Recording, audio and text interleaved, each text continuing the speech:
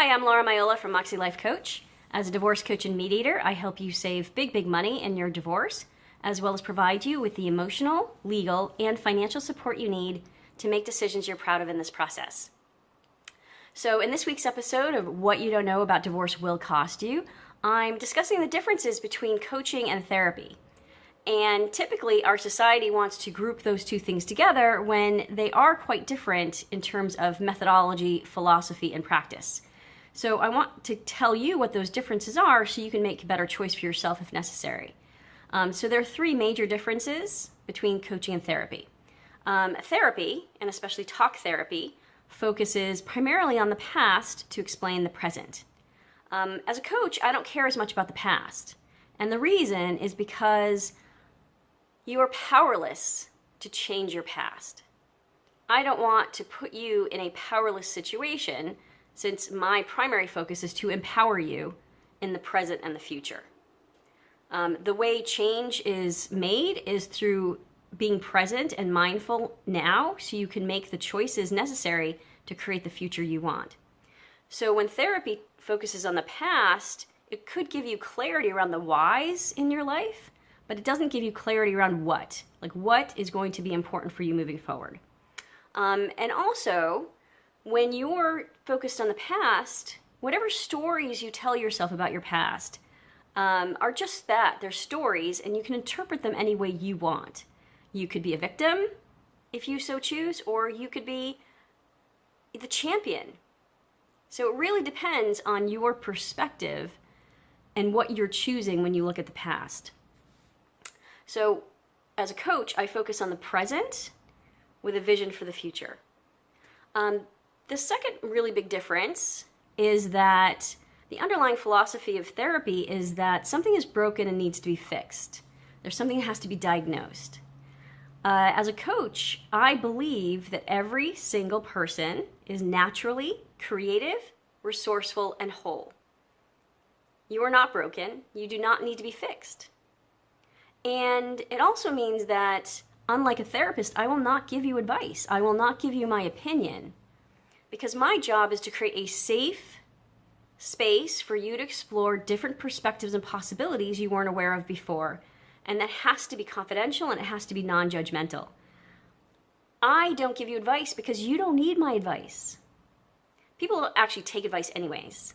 So what's important is you have the power to choose for yourself. And I trust that you can do that, given the right tools, the right knowledge, to have clarity around what serves you.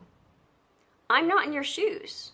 I can't tell you because I'm in my perspective. You get to choose because no one else has lived your life. And you are capable of choosing your path. So the last big difference is that coaching versus therapy is very goal-oriented. In the beginning of a coaching relationship, we identify your goals, what you want to achieve through coaching, and we track to those goals. To keep you on track with what you want to create in your life, there's always a request, something I'm asking my clients to do in between sessions. And these are, things that they have to think about or do that has them integrating new tools in their lives or making small changes that they want in their lives. But this is a request that serves you on your path, helps you achieve your goals. And, ultimately, any of my clients can say yes to that request, they can say no, or they can negotiate what that is. No one has to do anything they never want to do. They just absolutely don't. But we discuss it. And if we have agreed on the request and we've agreed on the timeline, then I hold them accountable for what they've agreed to do. And that is a very serious thing because I can't be more invested in your goals than you are. So if a client doesn't actually do what they say they're going to do, where there's a discussion, and because there could be a crisis, something could have come up, but if it becomes a pattern, I will terminate the coaching relationship. Again, this is about you achieving your goals, and it's not going to happen if you're not doing what you say you're going to do. So that's a very different dynamic than in a therapy relationship. And the other really important thing to understand, clearly therapy is well known in our society. Coaching is rather new. And to some degree, it seems kind of out there for people because it is new. But I'll tell you this, there are many, many people out there who say they're coaches. And anybody can say they're a coach. Anybody in my space could say, oh, I went through a divorce and now I'm a divorce coach. I'm going to coach you on divorce. Well, firstly, that's more mentoring, not coaching, because they're probably telling you what to do. And, there is an actual body of, industry standards and ethics called the International Coaching Federation. And it's important for you to ask, what are your coaching credentials? Where have you been trained? Where have you been certified? Are you part of the ICF, the International Coaching Federation? There's 3 types of certifications with ICF. There's an ACC, an Associate Certified Coach, a PCC, Professional Certified Coach, and then the ultimate is the MCC, which is the Master Certified Coach. So you need to ask, if you're going to work with a coach, you need to ask, what are your credentials? Where are you? Everybody who starts out in coaching, not everybody, but people who actually take it seriously and are certified, become an ACC, an Associate Certified Coach through the International Coaching Federation. I'm actually a PCC. I'm at the mid-tier, which actually means that I have a certain number of hours of experience as well as taking rigorous tests around ethics and standards. And being a part of that industry body, institution, means that I uphold those standards. And that's really important.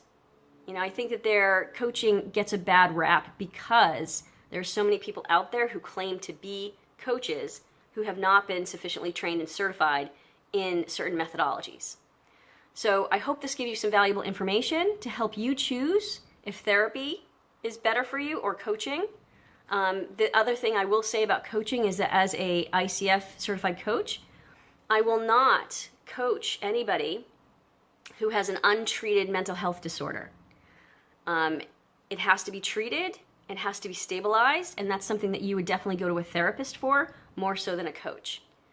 But the two actually do work together. I have clients who have therapists as well as me as their coach, and I've actually coached therapists. So it's fun to mingle those methodologies, and it's important for you to know what the differences are so that you can make a better choice for yourself. So I hope you find it valuable, and I hope you tune in next week to What You Don't Know About Divorce Will Cost You. And please visit my website at moxielifecoach.com so you can access free resources or access my divorce toolkit through the Moxie member page. And until next week, speak your truth, even if your voice shakes.